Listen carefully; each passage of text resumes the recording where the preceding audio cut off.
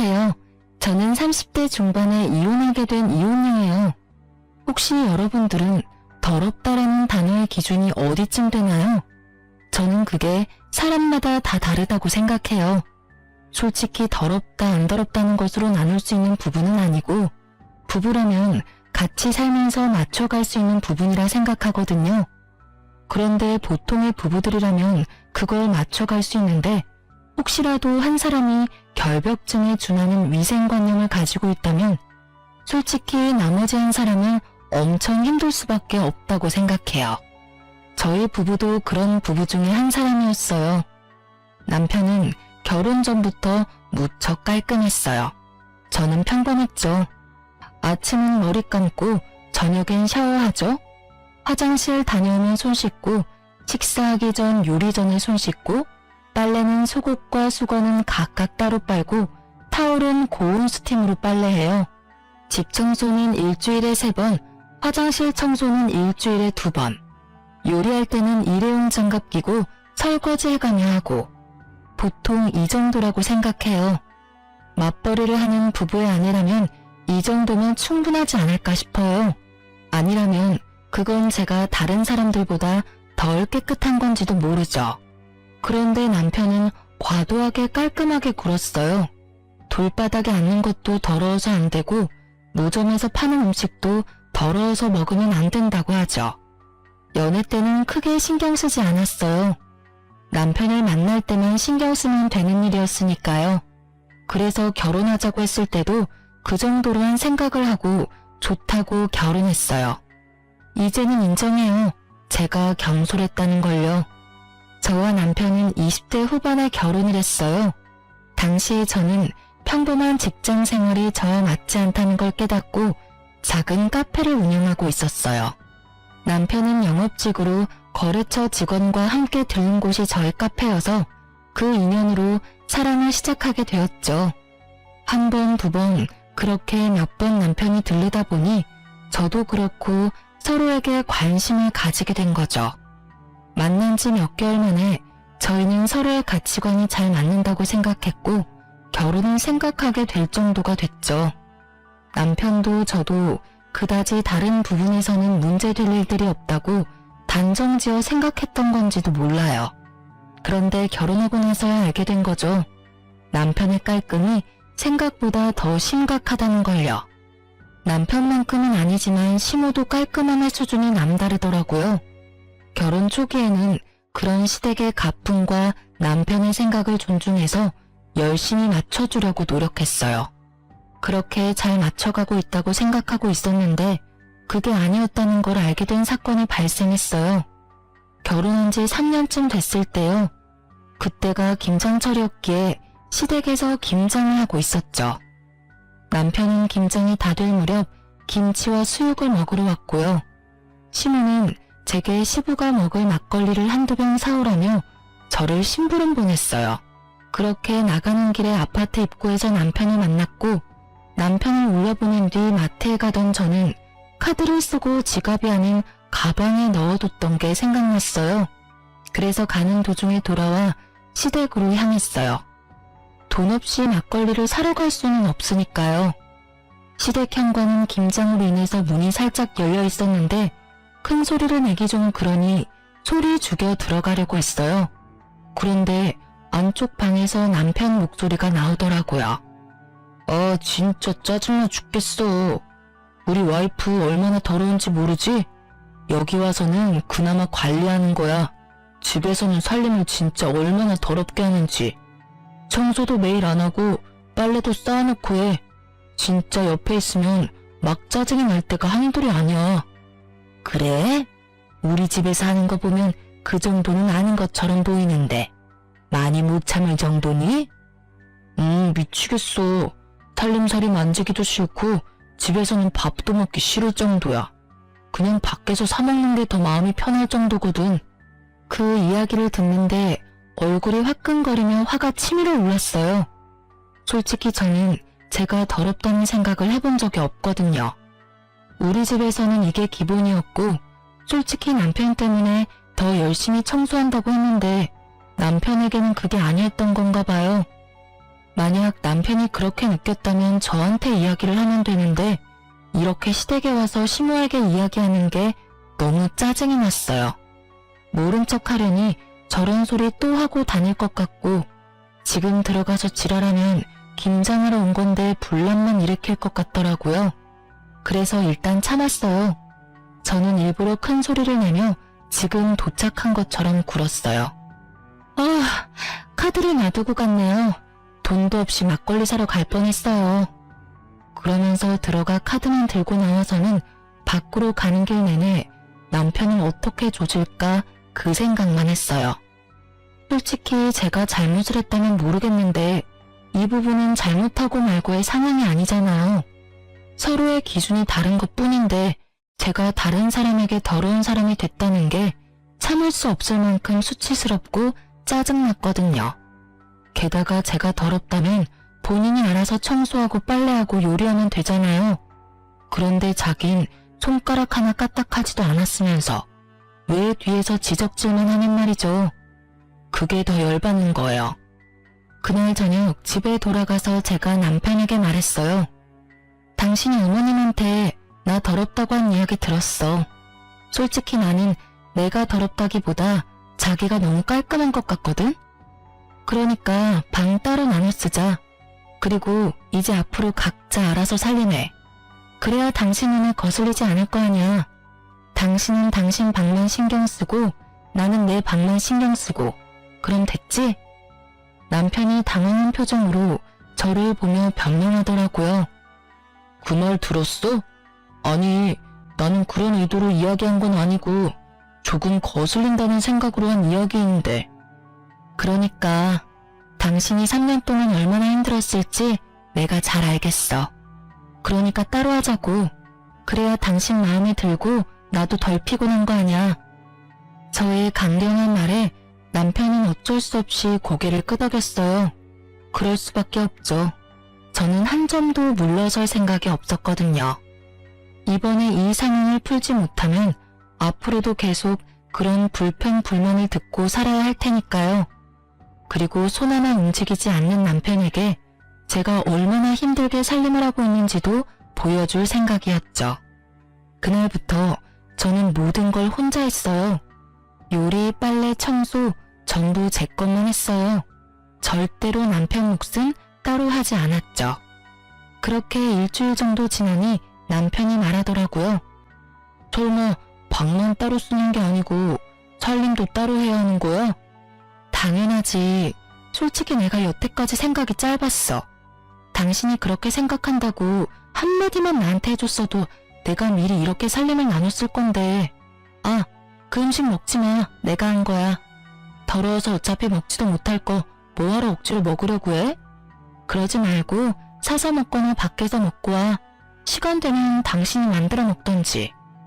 저는 최대한 담담하게 이야기했어요. 이야기하면서도 화가 났지만 참았죠.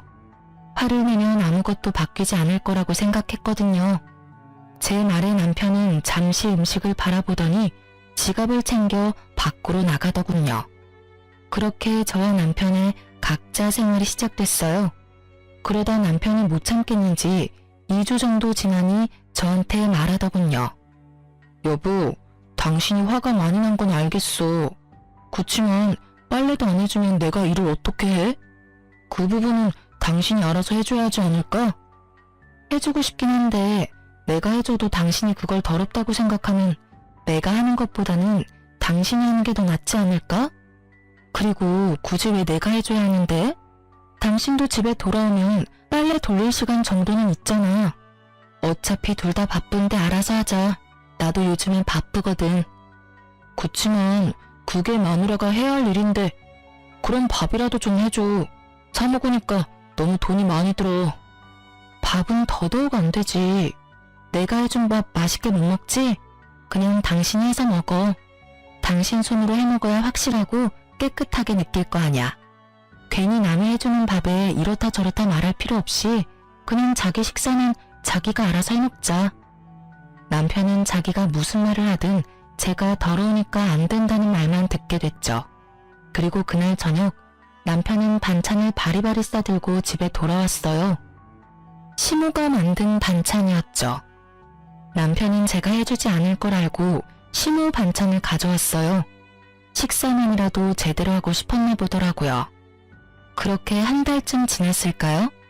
솔직히 제가 점점 그 상황이 더 편해지고 있을 무렵에 결국은 터질 게 터져버렸어요. 시모에게 전화가 왔거든요. 네, 어머님. 무슨 일로 전화하셨어요? 너, 네 남편 밥은 좀 해주면 안 되겠니? 어떻게 애가 매번 우리 집에 와서 반찬을 얻어가? 걔 반찬 신경 쓰는 것도 하루 이틀 일도 아니고.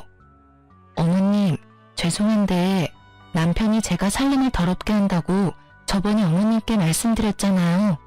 그 뒤로 아무래도 제가 잘못하고 있는 것 같아서 살림을 따로 살고 있어요.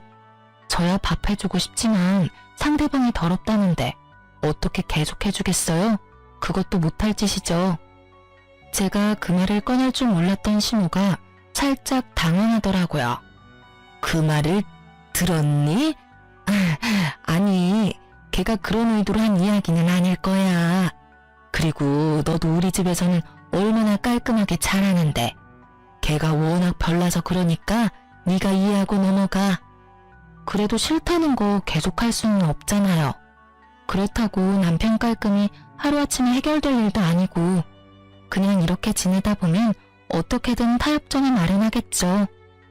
제가 원하는 대답을 내놓지 않자 시모가 남편을 좀 바꿔달라고 하더군요. 저는 남편을 불러서 핸드폰을 내밀었어요. 남편이 의아한 표정으로 핸드폰을 받았죠. 여보세요? 엄마, 무슨 일이에요? 엄마 힘들어서 앞으로 반찬 못 해주니까 너 알아서 식사 해결해라. 밥 얻어먹으려고 우리 집도 오지 말고. 엄마, 안 그러면 나 식비가 너무 많이 나와서 안 돼. 어떻게 당분간 좀 안 될까? 나 아들이잖아. 야, 그냥 주는 대로 받아먹어. 까다로운 너 하나 맞춰주려고 이 늙은 엄마가 고생해야겠니? 결국 시모는 참지 못하고 남편을 혼냈죠. 저는 너무도 속이 시원했지만 아무런 표정 짓지 않았어요. 전화를 마친 남편 표정이 무척 짜증이 나 있더군요. 저는 모른 채 있어요. 어머님이 뭐라 하셔? 여보, 내가 미안해. 앞으로 절대로 그런 말 안 할 테니까 식사만이라도 같이 하게 해줄 수 있을까? 나 진짜 이번 달 적자야. 이제야 나한테 미안하다는 생각이 들어? 아무리 깔끔해지려고 해도 시간 없으니까 안 되지? 내가 여태껏 얼마나 애썼는지 이제야 감이 와? 솔직히 카페 하면서 당신 결벽증에 맞추려고 정말 열심히 노력했거든? 근데 당신 그 말 한마디에 내가 한 모든 것들이 아무것도 아닌 일이 됐었거든. 자기 몸 하나 깨끗하게 유지하는 것도 혼자 못하는데 그걸 나한테 다 떠넘기고 나한테 더럽네 만회하는 건 잘못됐다고 생각하고 있지? 그래, 미안하다고 했잖아. 솔직히 이렇게 시간이 없을 줄은 몰랐어. 그 시간 쪼개서 일하고 살림하는 게 이렇게 힘든 줄도 몰랐고. 진짜 미안해 여보. 앞으로는 자기 하는 일에 절대로 토달지 않을게. 그리고 나도 많이 도와줄게. 반성했으면 됐어. 앞으로는 서로 본인이 할 수 있는 걸 남한테 미루지 말고 자기가 원하는 걸 요구하지 말고 스스로 할 수 있도록 약속하자. 우리가 앞으로 같이 살 날이 더 많이 남았는데 벌써부터 이런 일로 문제 생기면 안 되잖아. 그리고 나한테 말하고 싶은 건 나한테 직접 말하도록 해. 다른 사람한테 말해서 일 크게 만들지 말고. 알았지? 남편은 제 말에 격하게 고개를 끄덕였어요. 본인도 힘들었을 테죠. 이렇게 저희는 극적으로 타협점을 찾게 됐고 더 이상 서로를 탓하지 않기로 했어요. 다만 남편이 제기한 더럽다는 말은 여전히 가슴속에 콕 박힌 가시처럼 불현듯 저를 콕콕 찔러댔어요.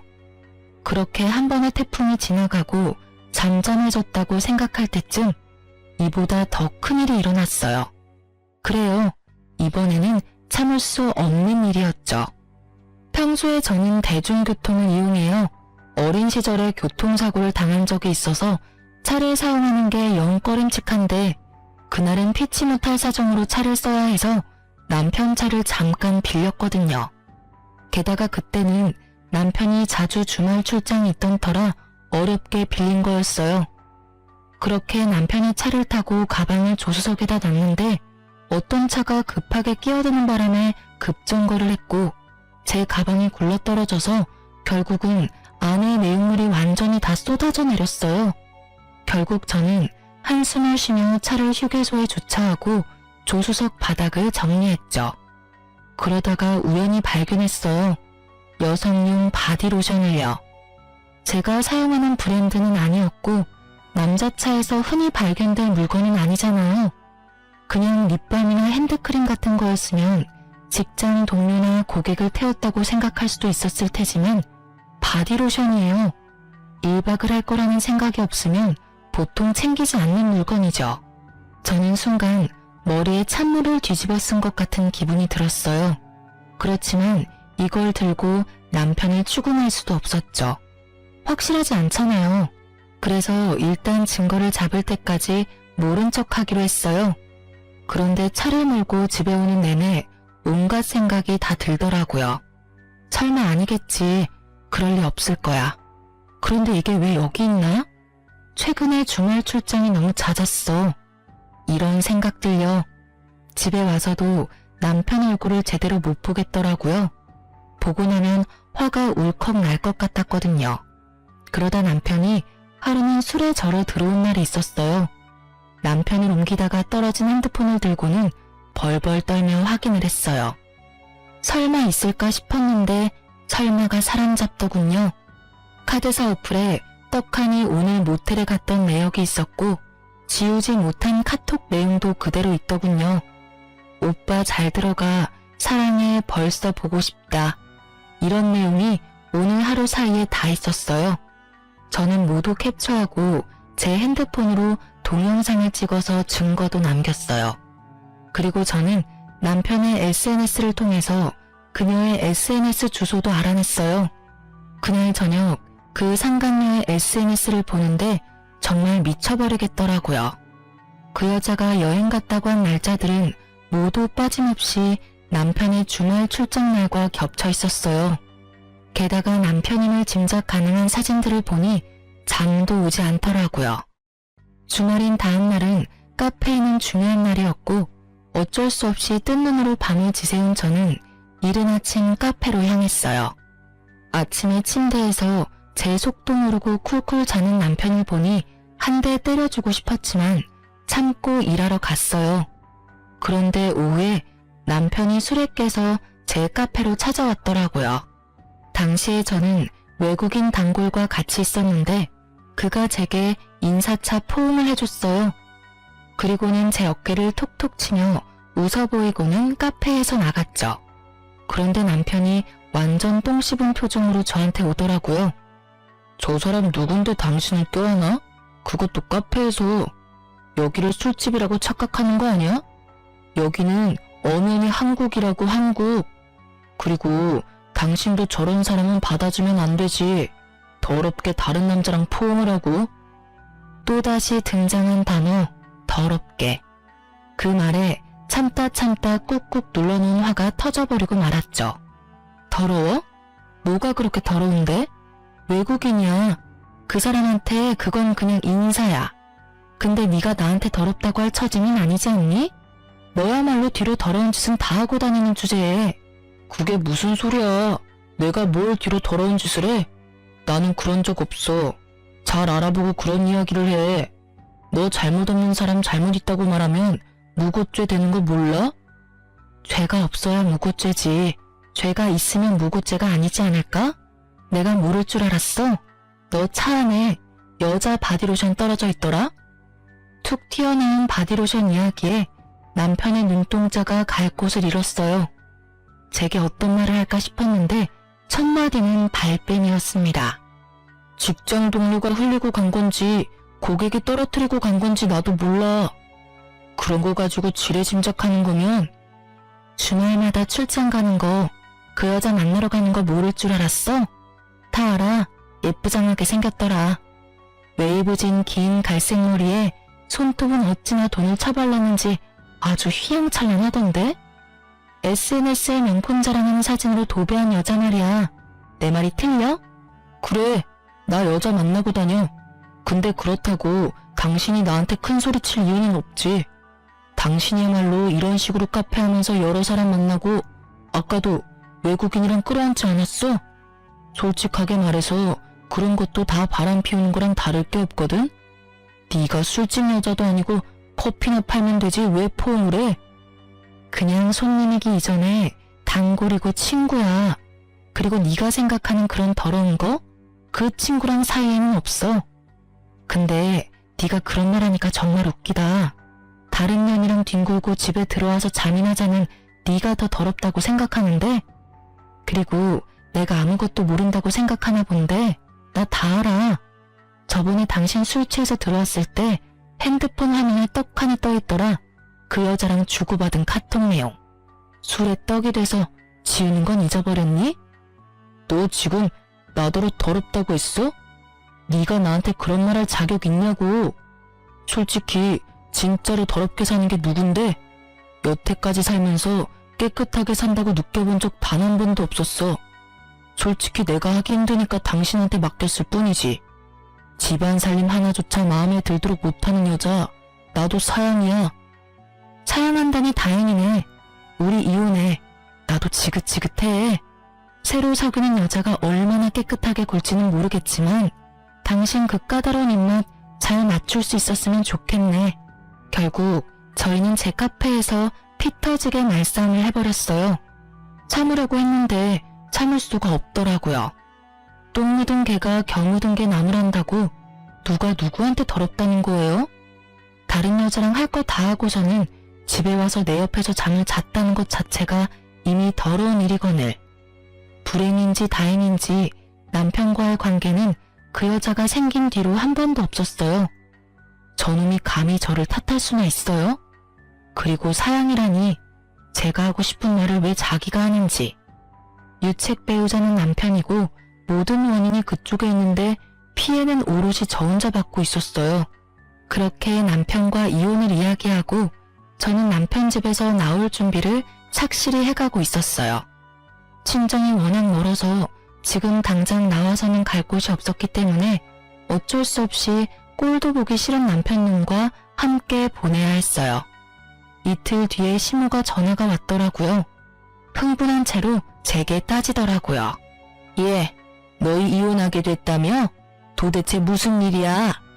서로 잘 맞춰 사는 것 같더니 왜 갑자기 이런 일이 생겨? 그 사람이 이유는 말 안 해주던가요?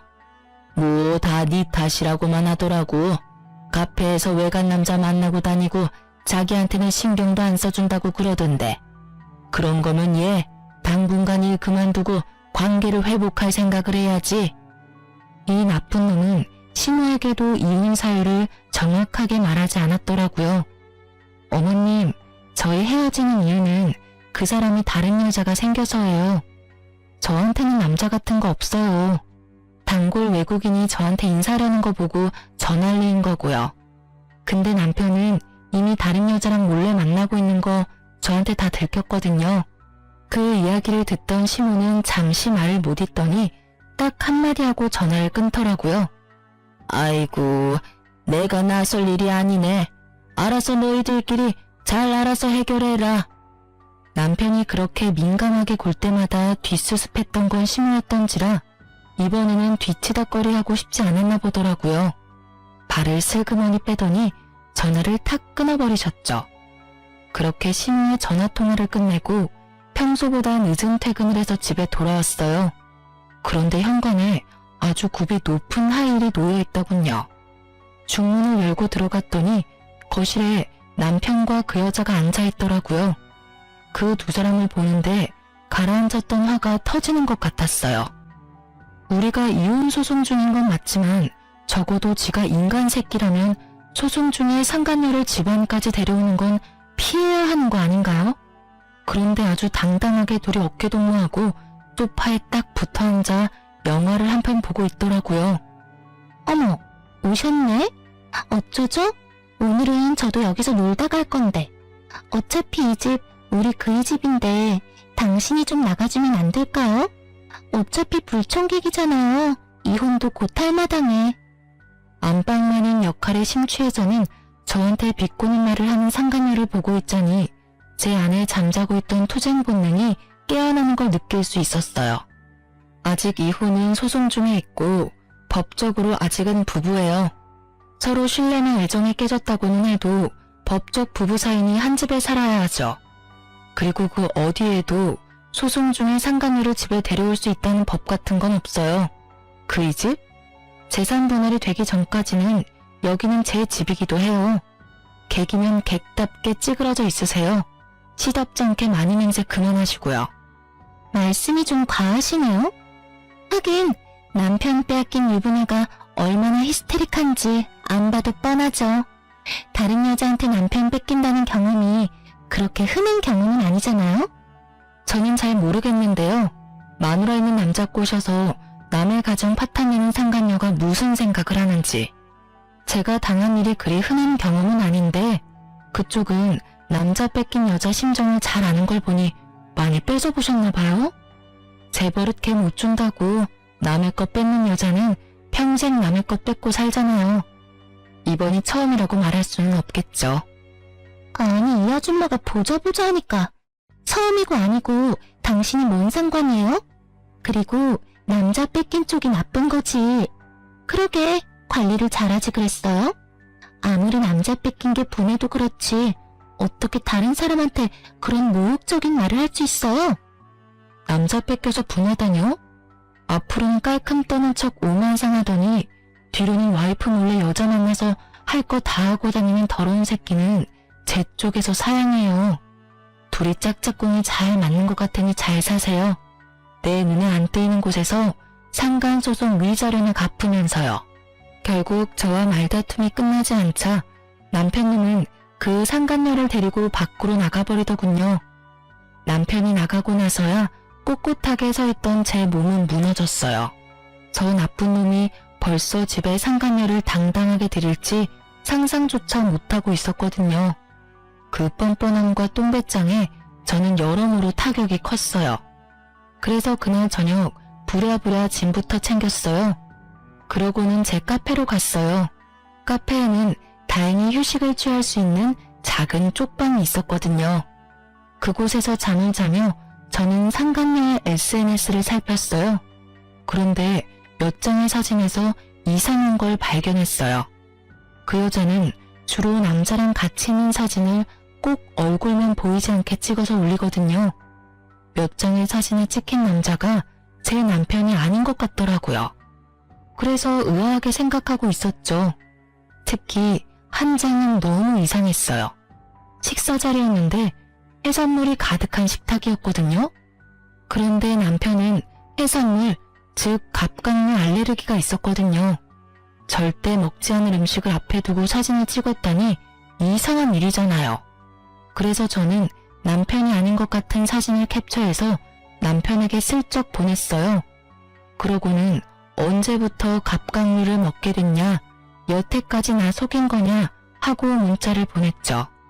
그랬는데 답이 없더라고요. 그리고 며칠이 지났을까 소송 중 남편 쪽에서는 난리가 난 모양이더라고요.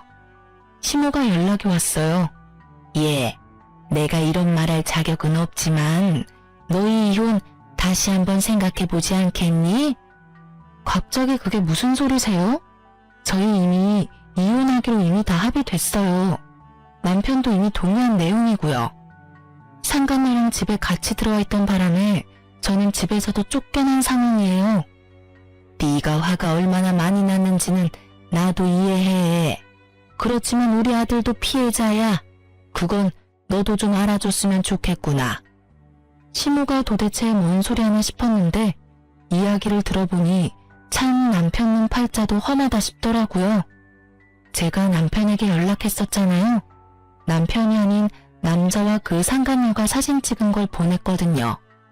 그런데 그게 생각보다 일이 커졌던 모양이더라고요. 남편이 그 상간녀에게 그 남자 누구냐고 추궁하고 그러던 차에 그 사진 속 남자가 남편에게 만나자고 연락이 왔다고 하더라고요.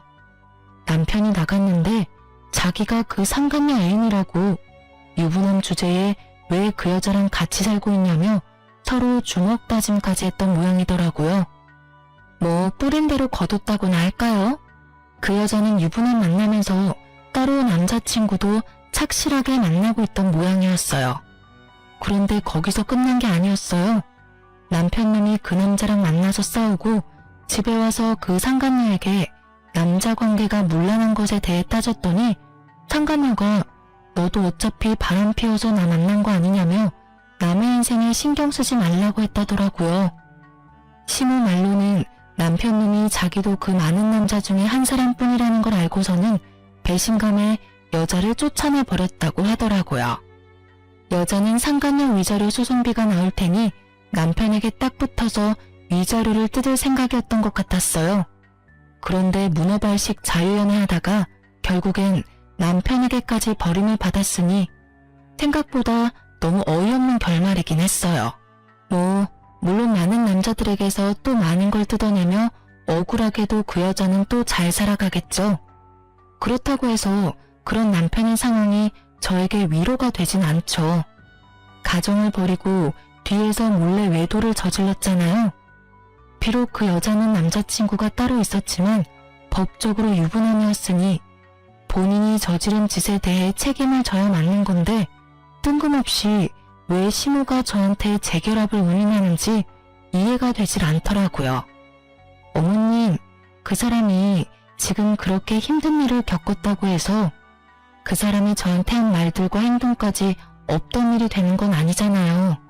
저는 여전히 그 사람이 나더러 더럽다고 한 말을 잊지를 못해요. 더러운 여자랑 살 수 있는 사람은 아니니까요.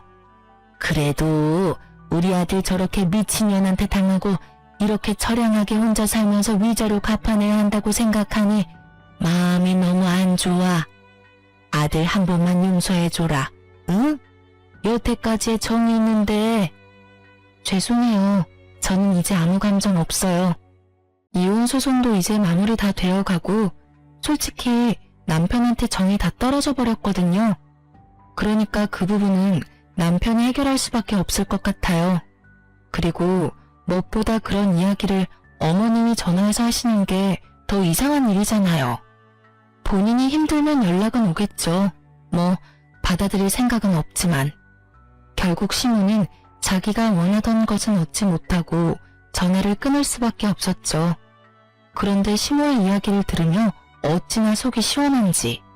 5년 넘게 이어온 결혼 생활의 마침표를 찍는 건 생각보다 간단한 일이더라고요. 저희 사이에는 애도 없었으니 친권이나 양육권 생각할 것도 없었고 재산 분할이나 이런 것도 크게 제 생각과 다르지 않을 정도로는 받았어요. 그렇게 정식으로 이혼이 돼서 남남이 된 그 이튿날 전 남편에게 연락이 왔어요. 연락을 받지 않으려고 했는데 전 남편이 문자며 카톡을 엄청나게 남겼더라고요. 오후 3시쯤 저희 가게로 오겠다고요. 무슨 할 말이 있는 건지는 모르겠지만 오후 3시에는 보는 눈이 많을 것 같아서 카페 닫는 시간에 맞춰서 불렀어요.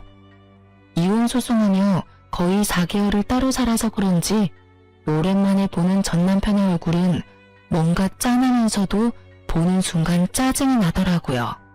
다 해결이 됐는데도 짜증이 나는 걸 보니 제가 이 사람에게 받은 상처가 꽤 크구나 싶었죠. 무슨 일로 부른 거야? 저기요. 누가 자기야? 우리 이혼했어. 호칭 정리 제대로 해줄래? 너무 그렇게 매정하게 말하지 마. 나 당신한테 할 이야기 있어. 어머니가 당신한테 연락해서 말했는데 우리 이혼 없던 걸로 하고 다시 만날 수 없을까? 나 정말로 후회하고 있고 반성하고 있어.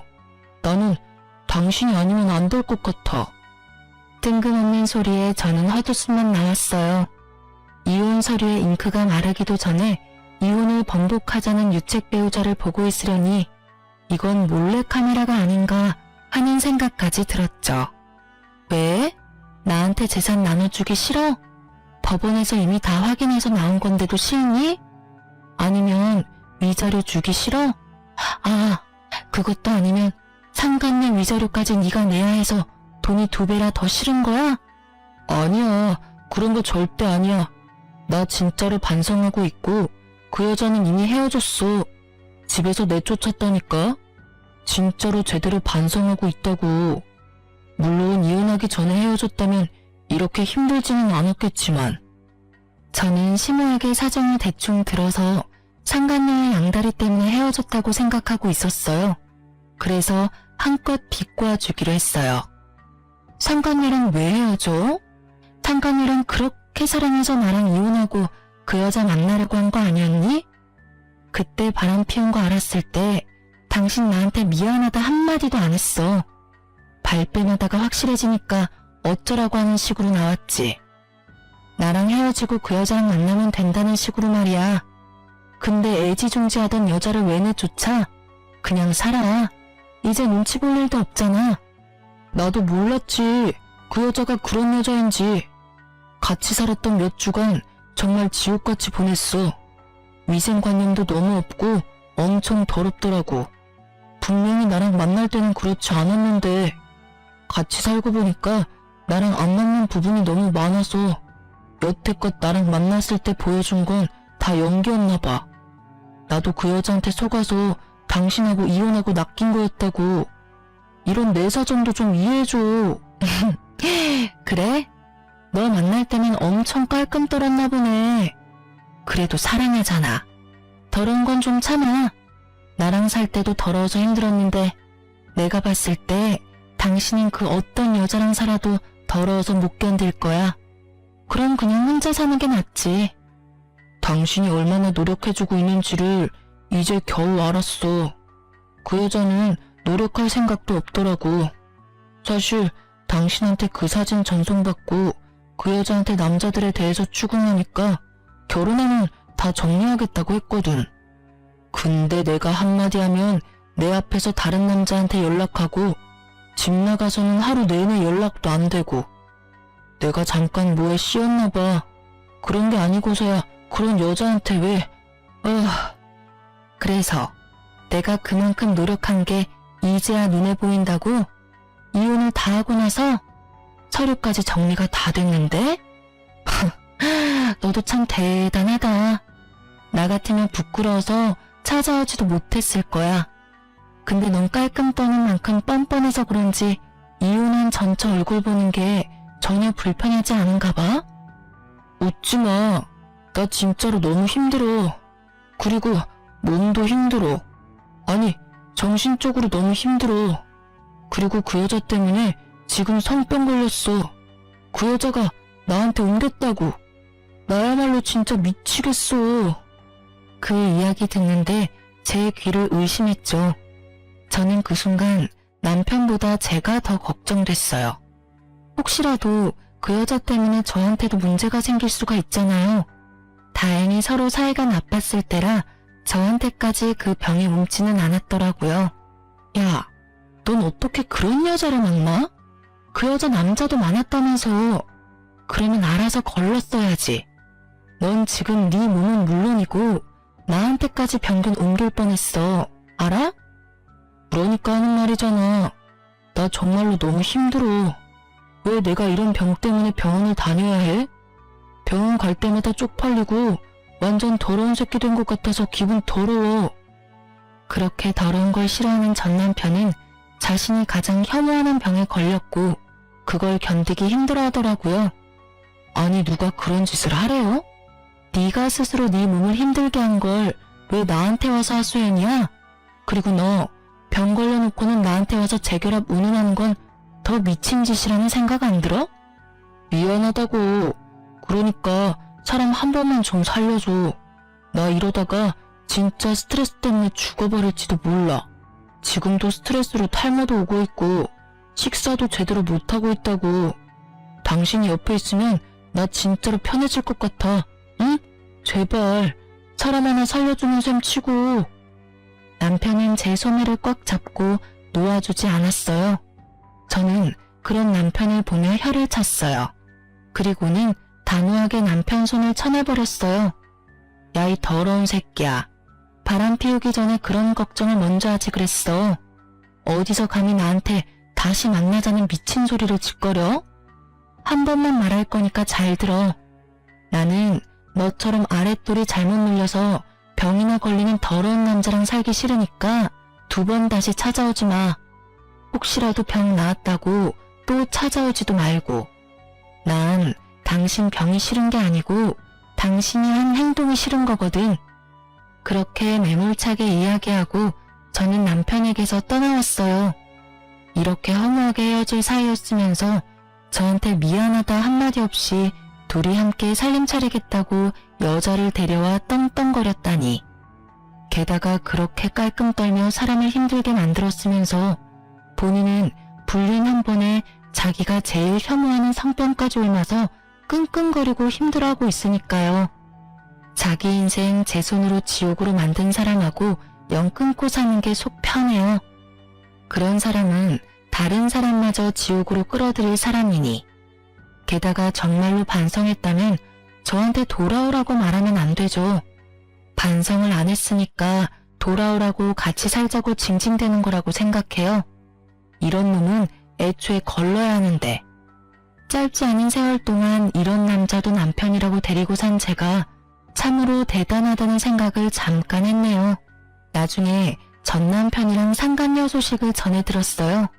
전 남편이 자기가 그 상간녀 때문에 모든 걸 잃고 화가 난 나머지 상간녀를 사귀는 남자들, 특히 자기랑 주먹 다짐한 남자를 찾아가서 상간녀 때문에 더러운 병에 걸렸다며 이악 물고 말해줬대요. 결국 그 상간녀와 사귀던 남자들도 상간녀에게 따지고 한바탕 난리친 뒤에 그녀에게서 다들 떠났다고 해요. 그런데 그 상간녀도 참 대단한 게 그 남자들 다 떠나갔는데도 여전히 호구가 되어줄 남자를 찾아서 열심히 연애활동 중이더라고요. 그래도 SNS 들어가 보니 예전만큼 풍족하게 살고 있지는 못하더라고요. 그 여자 인생도 자기가 열심히 그렇게 만든 거겠죠. 본인 손으로 무덤 팠잖아요. 싱글인 남자만 만나고 다녔어도 그럴 일 없었을 텐데. 유부남을 만나고 다녔으니 그 여자 이야기 듣고 나니 더 이상 그 여자에 대해 궁금하지 않았어요. 못 살고 있는 거 확인하니 마음이 편해졌거든요. 이혼했을 때는 제 인생이 힘들어질 수 있다고 정말로 그렇게 생각했어요. 이혼녀 타이틀을 달고 있으면 누군가에게 비난받을 수도 있다는 생각도 했죠. 이혼했다는 소식을 들으면 사람들은 누가 잘못했나부터 생각하잖아요. 그럴 때 가해자가 되기도 싫었지만 그렇다고 피해자가 되는 것도 싫었어요. 자존심 상하는 것도 그렇지만 모르는 사람이 동정심 가득한 눈으로 보는 것도 싫었고요. 하지만 지금은 그런 동정심이 실은 동정심이 아니라 걱정이라는 걸 잘 알아요. 혼자 있는 제가 걱정된 친구들은 지금도 주변 사람들 만나보라고 소개팅 시켜주곤 하거든요. 이 나이에 결혼 한 번 실패를 한 제가 그런 거 하지 않겠다고 할 때마다 친구들은 너 아직 인생의 반밖에 살지 않았다고 너도 행복해질 자격이 있다고 말해줬어요. 행복해질 자격. 누구나 가지고 있지만 저한테는 이제 없는 거라고 생각했거든요. 누가 나를 사랑해 주겠냐는 식으로 비관적인 생각만 했는데 주변에서 그렇게 말해주니 정말 고맙더라고요. 그리고 그런 친구들의 걱정과 도움으로 저는 새로운 연애를 시작하게 됐어요. 처음이 아니라서 더 조심스럽고 더 신중해지는 건 어쩔 수 없는 것 같아요. 상대방도 이혼남이라 더 그런 것 같고요. 첫 연애 때는 많은 걸 숨기고 잘 보이고 싶은 마음에 좋은 면만 보여줬는데 이번에는 그러지 않아요. 있는 그대로를 보여주고 상대방과 내가 서로의 본 모습을 어느 정도까지 받아들일 수 있는지를 보게 됐어요. 여전히 무섭지만 새로운 도전을 두려워하지는 않기로 했어요. 글을 쓰면서 그때 생각으로 힘들 줄 알았는데 생각보다 속이 시원하고 재미있었어요. 그 사람이 만약 그 상간녀랑 잘 살고 있었다면 또는 제가 이렇게 소소하게 행복한 시간을 갖지 않았다면 아마 그렇게 생각하지 않았을 테죠. 시간이 지나기도 했고 저도 새로운 삶을 찾아가고 있으니 이 사연글을 계기로 이제 옛날 일은 다 훌훌 털어버릴 거예요. 글 읽고 계시는 분들도 마음에 찝찝하게 남아있는 게 있다면 훌훌 털어버리고 마음 편안한 하루가 되셨으면 좋겠네요.